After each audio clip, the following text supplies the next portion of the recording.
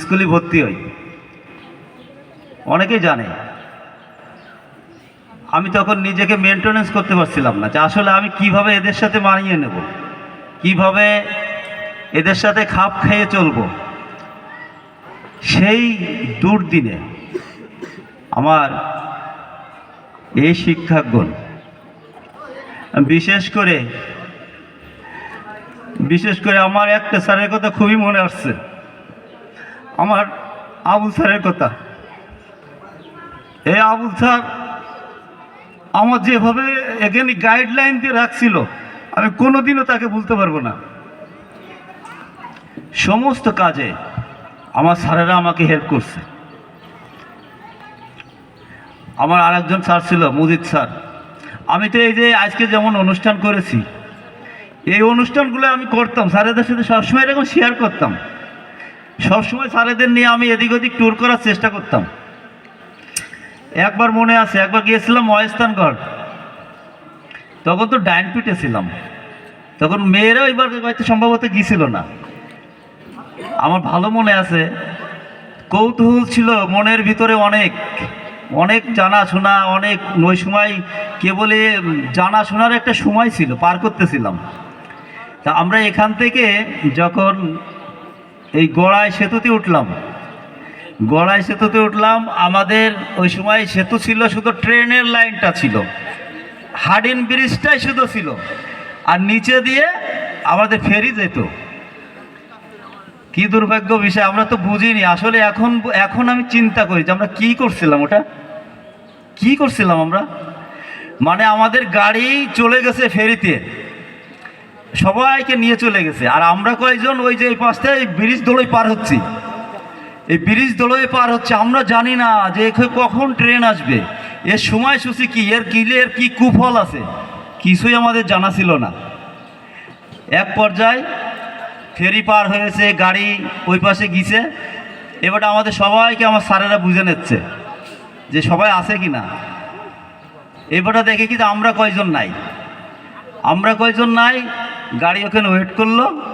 আর আল্লাহর রহমতে যাওয়ার পরে যেটা হলো, উত্তম মধ্যম তো খালা মারে একটা দোলই যে পড়লাম। এই যে স্মৃতি, এখান থেকে শুরু করে আরেকবার মনে আছে, এই কাশিমপুর মাধ্যমিক বিদ্যালয় আমার মনে হয় 1968 সালে সৃষ্টি হয়েছে। সৃষ্টি হওয়ার পরে এইরকম ইতিহাস কেউ করছে কিনা আমার জানা নাই। আমাদের স্যারেদের অত্যন্ত আন্তরিকতার সহিত আমরা এখান থেকে হেঁটে পা করে ওই সেই পিকনিকে গিয়েছিলাম। কোথায় মনে আছে বন্ধুরা? কোথায়? জাগরণী চক্র, মাইদের বিল যারে বলে। অত্যন্ত একজনের ঘাড়ে হচ্ছে কি মাইক, আর একজন ধরেছে আর একটা ব্যাটারিটা ভ্যানের পরে। এইরকম ইতিহাস আছে এই স্কুলের, আছে নাকি স্যার? আমার তো মনে পড়ে না। নাই, সত্যি নাই। এই স্যারেদের আন্তরিকতায় এই স্মৃতিগুলো আসলে তো ভোলার নয়। হ্যাঁ, এখানেই অনেকের মনে নাই যে আসলে কি হয়েছিল। যাক, এরকম অনেক স্মৃতি আছে। লাস্টে আমরা যখন এসএসসির কিছুদিন বাকি ছিল, তখন একটা এক্সকারশনে গিয়েছিলাম স্যার আপনার নেতৃত্বে, মনে আছে স্যার? আমরা গিয়েছিলাম জগদাসপুর তুলোর ফার্মে, আমরা গিয়েছিলাম কৃষি ফার্মে। আমাদের এই যে এক্সকারশন যেটা ছিল, কৃষি যে একটা প্র্যাকটিক্যাল একটা পার্ট আছে না, এই পার্টকে আমরা প্র্যাকটিক্যালি দেখার জন্য গিয়েছিলাম আমাদের স্যারের নেতৃত্বে। যাক, স্যারেদের অনেক অনুপ্রেরণা পাইছি, অনেক, যার কারণে আজ স্যারেদের দোয়া ছিল, মা বাপের দোয়া ছিল, আপনাদেরও সবাই দোয়া ছিল, এই লক্ষ্যে পৌঁছতে পারছি, আল্লাহ ভালো রাখছে। আর কখনো চিন্তাও করিনি যে এত বছর পর যে আমরা একত্রিত হতে পেরেছি, আল্লাহর কাছে অশেষ মেহেরবানি।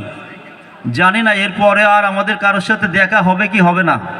আমাদের প্রায় লোকের বয়স কিন্তু 45 হয়ে গেছে, ম্যাক্সিমাম 45-এর পরে কিন্তু মানুষ সুস্থ থাকে না, অনেকটাই অসুস্থ থাকে, অনেক যাওয়ার পথে প্রায়। এই পর্যায়ে এসে আমরা যে একত্রে হতে পারিছি, আগামীতে আরও যাতে হতে পারি। আমাদের যে ফেসবুক গ্রুপটা আছে, হোয়াটসঅ্যাপ, এই গ্রুপে আমরা সবাই সক্রিয় থাকব। পরবর্তীতে আমাদের সবাই সবাই সুখ দুঃখ কে কীভাবে আসি এটা খোঁজ খবর নেব, সবাই সবার জন্য দোয়া করব। আমি আমার ফ্যামিলির জন্য দোয়া করবে, আমিও সবার জন্য দোয়া করি। যাক, শর্ট করতেছি, সবাইকে ধন্যবাদ জানাই। আসসালামু আলাইকুম।